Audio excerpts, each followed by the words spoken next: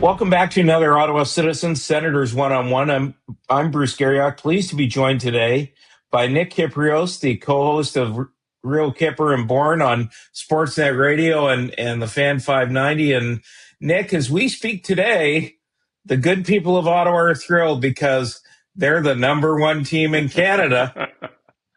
And the Toronto Maple Leafs are not right now, even in a playoff spot. Let's just start. What have you thought of Ottawa's start? Actually, really impressed, especially with losing their captain and heart and soul type of guy in Brady Tkachuk. And I think when you look around what they've been able to do so far, and the fact that everybody's taken ownership of this team, it's just not one or two guys.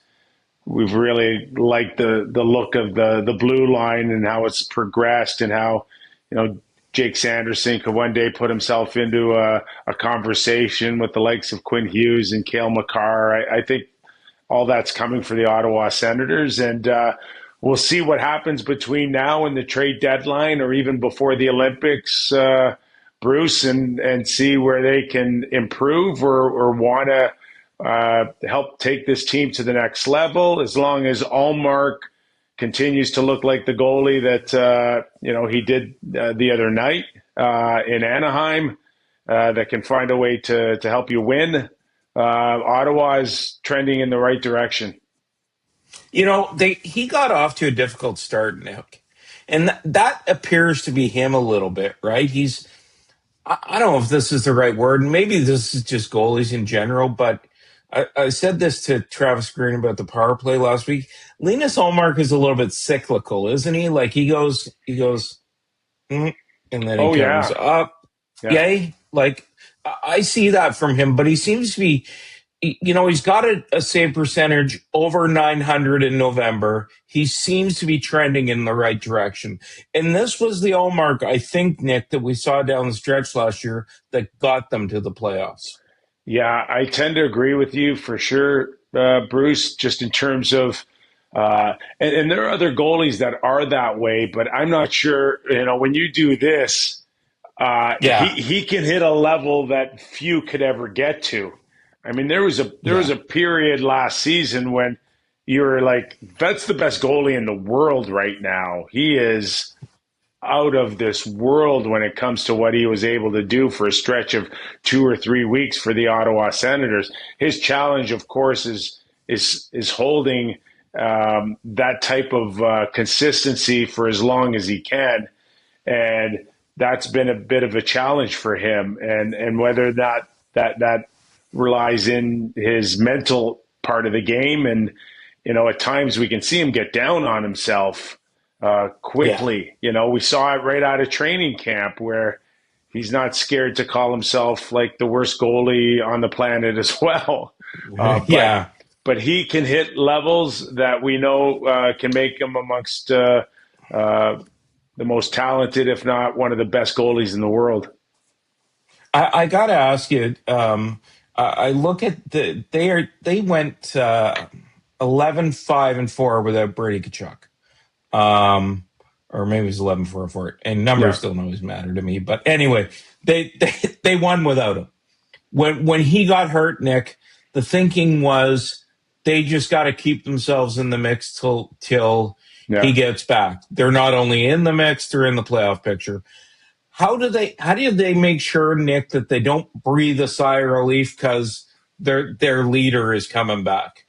It just comes back to certain individuals and a leadership group that goes far beyond Brady Tkachuk. Like we know from a public perception that he is the face of the team, right? I mean, he's the captain. Right. He carries a very famous name in Tkachuk. But there's other guys that I think have started to really also take ownership of this team. And I look at a Pinto who's got his contract done and now is really starting to seam his fabric into the equation here. So Dylan Cousins, of course, is Yeah. still kind of new in the grand scheme of things in terms of the recent trade that brought him in. He's just starting to feel real comfortable now as well. So I look around that room. Batherson, of course, has been around now for a while, and it looks like he wants a part of people saying this is my team too. So I'm not overly worried about that room right now, leaning towards Brady Tkachuk for all the answers. These guys are starting to identify themselves too as leaders in their own right, and I think they're just going to be fine. The guy who's taking his game to another level too is Tim Stützle. I mean, Saw it the other night, driving to the net, right? I mean, yeah. the speed, the finesse, the will to want to go out and make things happen. It's a good time, I think, for Ottawa Senator fans. People talk about windows, Nick. The Ottawa Senators, Brady Tkachuk has 2 years left after this year. He's in the same free agent class as Austin Matthews and a guy named Connor McDavid. And I think Drake Batherson might be up at the same time too. Or no, he's up after next year. All that to say, there's a window here, Nick.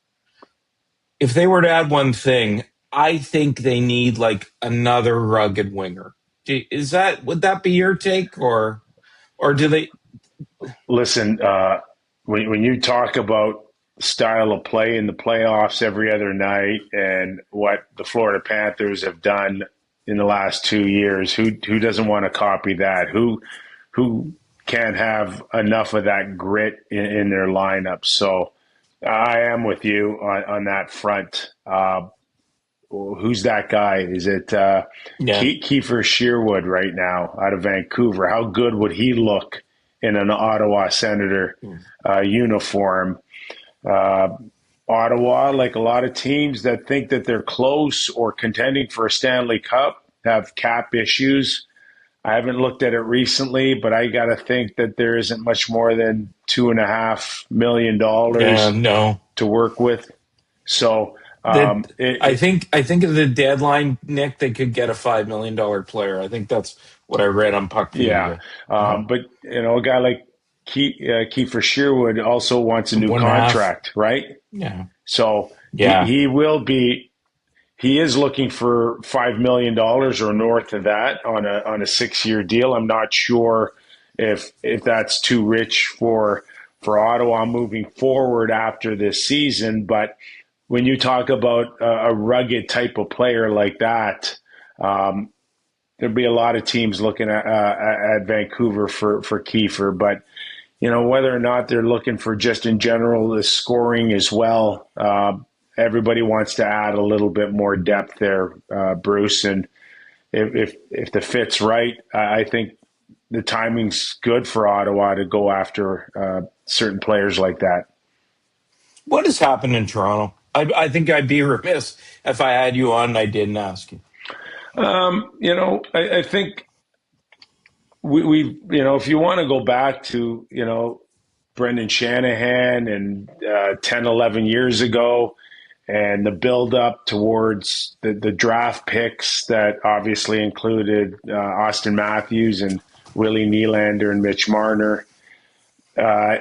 We talk about cyclical, in the NHL. You just think that maybe this group or what Brendan Shanahan started 11 years ago is just, coming to a bit of a halt or to the Yeah, point where it needs to be reset. And I think that's what's going on right now for the Toronto Maple Leafs. It's not to say that you still can't find a way to win with Austin and Willie, really two key components. And now Matthew Nyes has stepped in, but they are, Bruce, in a blink of an eye, one of the oldest teams in the National Hockey League as well. And there's a lot of wear and tear on that blue line with Chris Tanev out now. You got to get great goaltending like they did when Joseph Wall beat Columbus the other night, but it may not be enough. And windows do close. You yeah, mentioned Brady Tkachuk in 2 years. That who knows where he is? Does he want to stay in Ottawa? Does he want to move south of the border?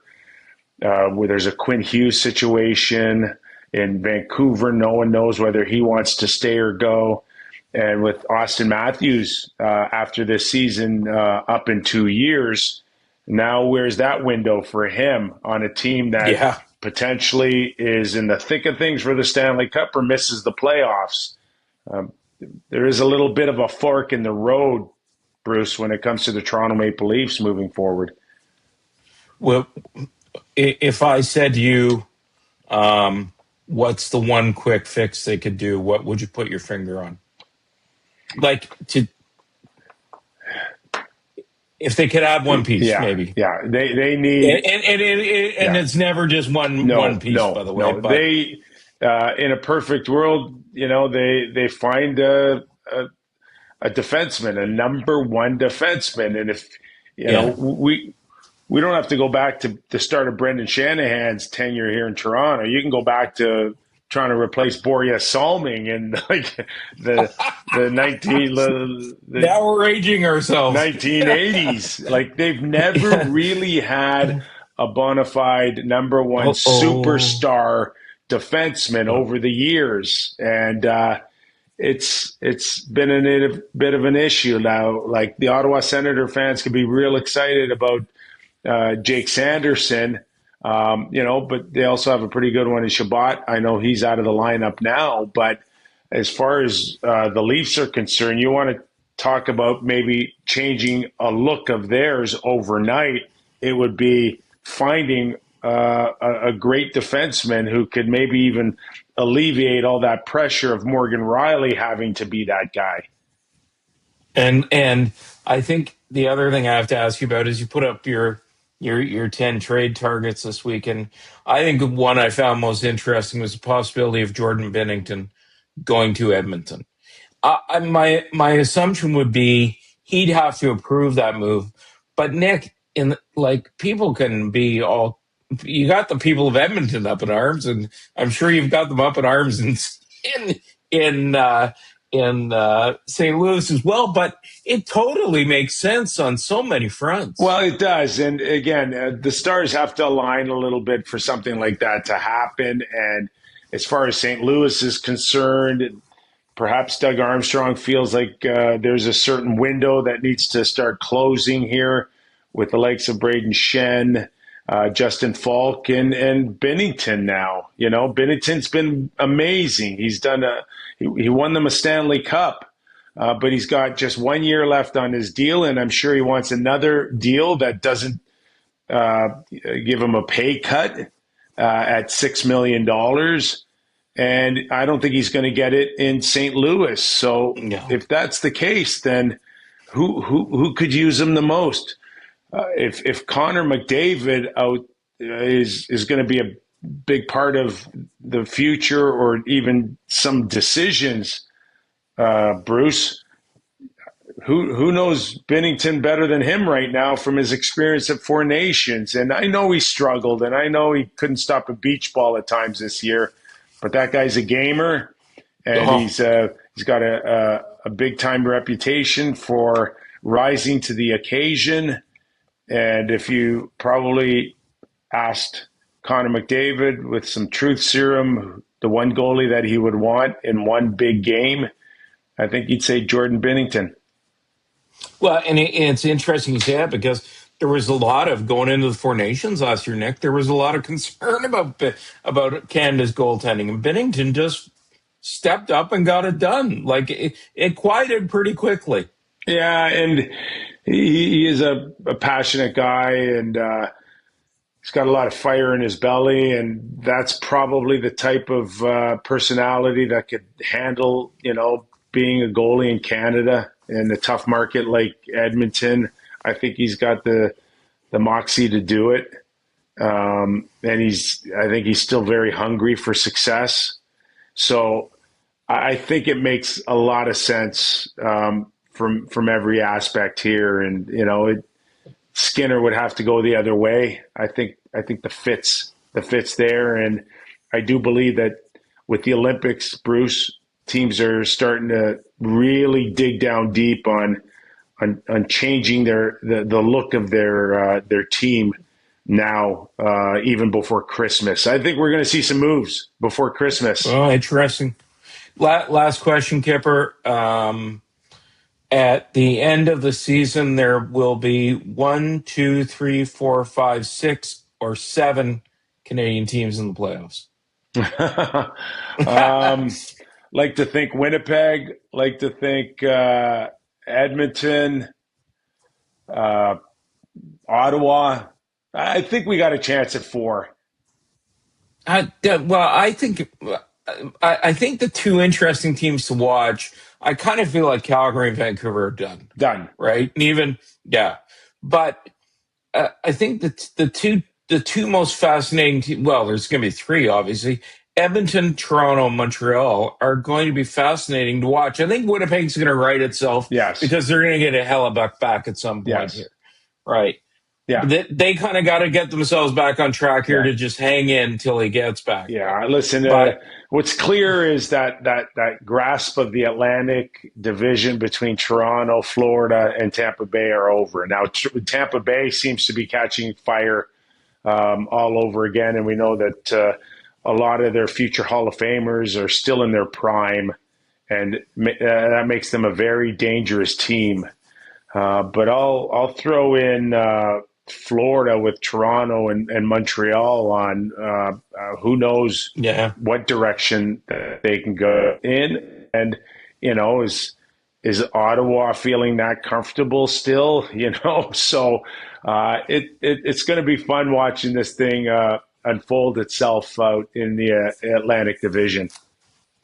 Well, Nick, I appreciate your time today, and best wishes to you. And I look forward to your Fridays with Doug McLean, because to me, that is can't miss radio. Yes. But I watch him on TV because he's more entertaining. Yeah. Well, listen, if you should hear the phone calls I get from Doug McLean talking about the Boobinator.